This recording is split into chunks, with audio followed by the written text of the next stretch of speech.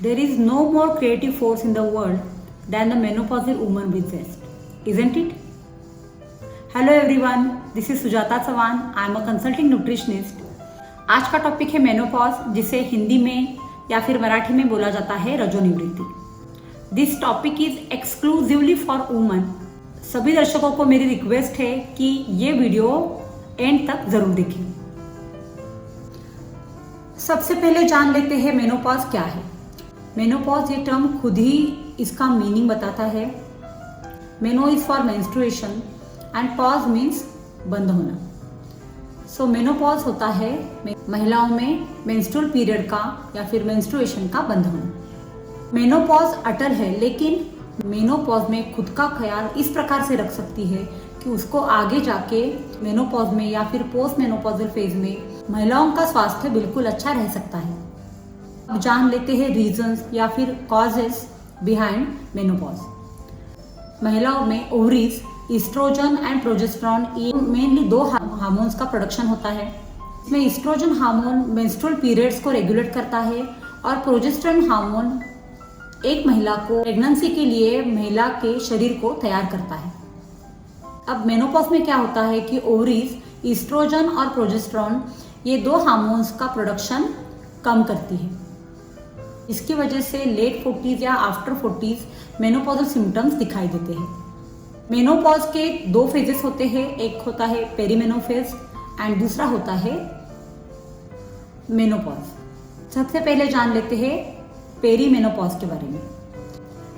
महिलाओं में periods long या फिर शॉर्ट पीरियड्स होते हैं या फिर इरेगुलर पीरियड्स, एक साल भर तक पीरियड्स इरेगुलर होते हैं। इसके साथ साथ मेनोपॉज के कई सिम्टम्स दिखाई देते हैं और मेनोपॉज में मेंस्ट्रुअल पीरियड्स कंप्लीटली बंद हो जाते हैं।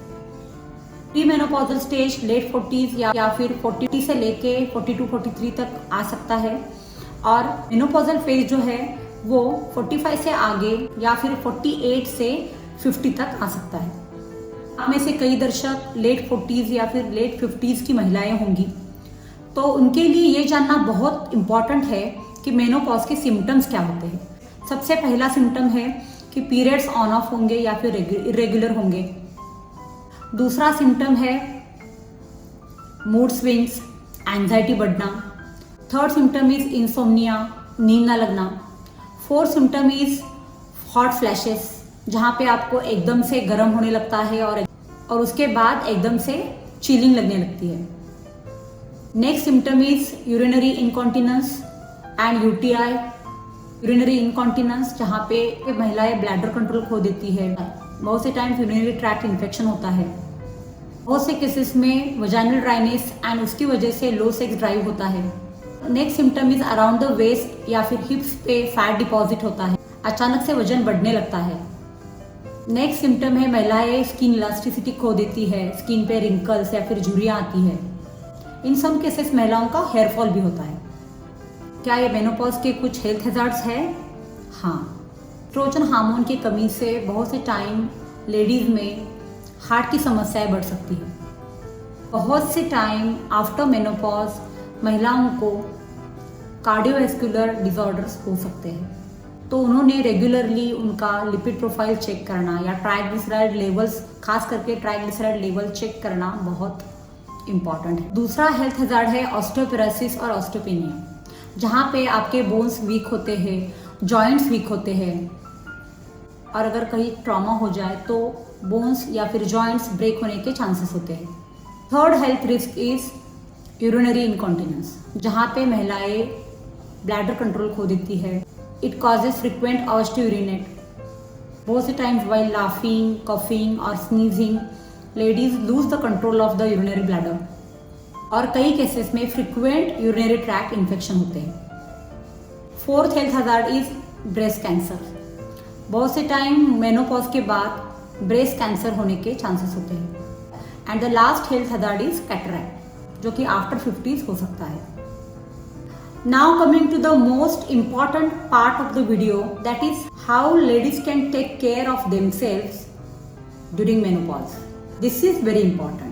Today I am going to share some tips regarding diet and exercise during menopause. So during menopause सबसे 4 important nutrients कौन से हैं? वो है कैल्शियम, विटामिन डी, विटामिन के एंड मैग्नीशियम। ये 4 न्यूट्रिएंट्स महिलाओं ने उनके आहार में रेगुलरली इंक्लूड करने चाहिए। यहाँ पे मैं सप्लीमेंटेशन की बात नहीं कर रही हूँ। सप्लीमेंटेशन या फिर सप्लीमेंट्स उन्हीं लेडीज़ ने लेने हैं जिनमें उनकी डेफिशिएंसी या कमतरता होती है। लेकिन अगर आप कैल्शियम, विटामिन डी, विटामिन के एंड मैग्नीशियम के लिए अगर नेचुरल फूड सोर्सेज इंक्लूड करते हो, आगे जाके आपको सप्लीमेंटेशन की कोई ज़रूरत नहीं है। सबसे पहले है कैल्शियम। तो कैल्शियम के लिए आप सभी प्रकार के मिल्क प्रोडक्ट्स लाइक चीज़, दही, पनीर, फिर वेजिटेरियन सोर्सेज में आप तिल, बादाम, सभी लीफी वेजिटेबल्स, उसमें भी खास करके राजगिरा की वेजिटेबल, ब्रोकली की सब्जी और रागी आप इंक्लूड कर सकते हो। Next comes vitamin D. Vitamin D के सोर्सेस है घी, मशरूम्स, एग्स, इनको आपको आहार में इंक्लूड करना होगा। Vitamin D is a sunshine vitamin. अगर आप 11 बजे के पहले 20 मिनट्स ऑफ सनशाइन लेते हो तो इट विल बी इनफ। लेकिन बहुत से टाइम जैसे एज बढ़ने लगता है वैसे बॉडी की विटामिन डी के एब्जॉर्बिंग कैपेसिटी कम होने लगती है। खास करके विंटर में और रेनी सीजन में आपको आपके डॉक्टर से कंसल्ट करके विंटर में और रेनी सीजन में विटामिन डी का सप्लीमेंटेशन का कोर्स आपको कंप्लीट करना है। नेक्स्ट कम्स विटामिन के। विटामिन के लिए आप ऑल द लीफी वेजिटेबल्स, खास करके स्पिनच या पालक is very important, is a good source of vitamin के।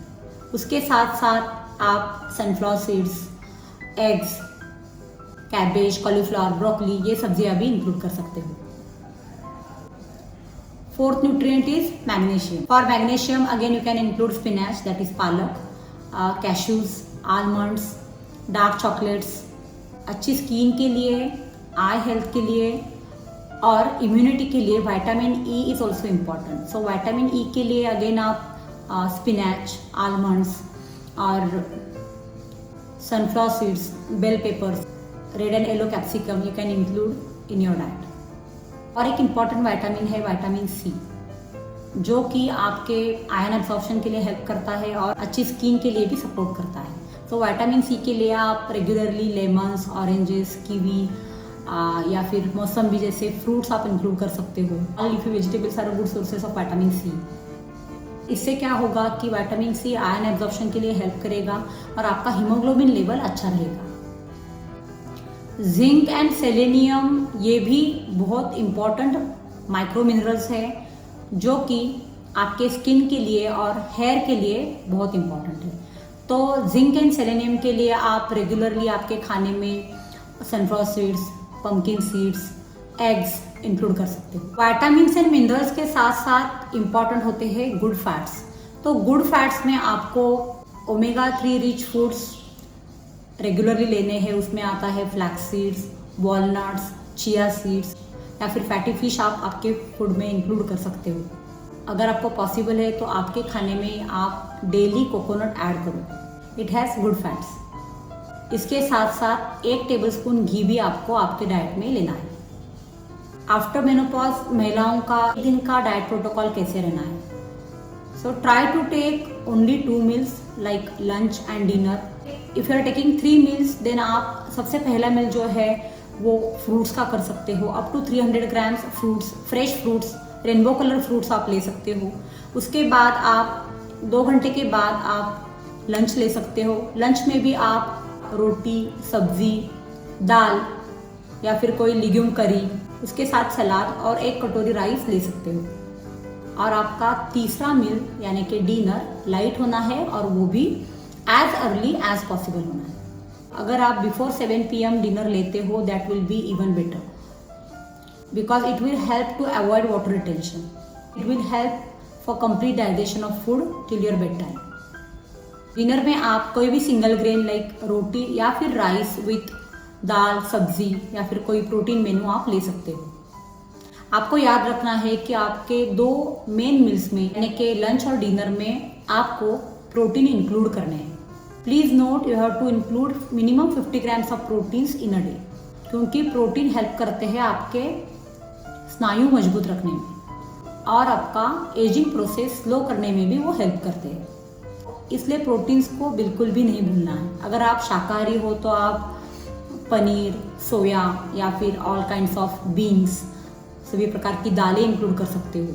और अगर आप नॉन वेजिटेरियन हो तो आप आपके खाने में एग्स, फिश, चिकन इंक्लूड कर सकते हो।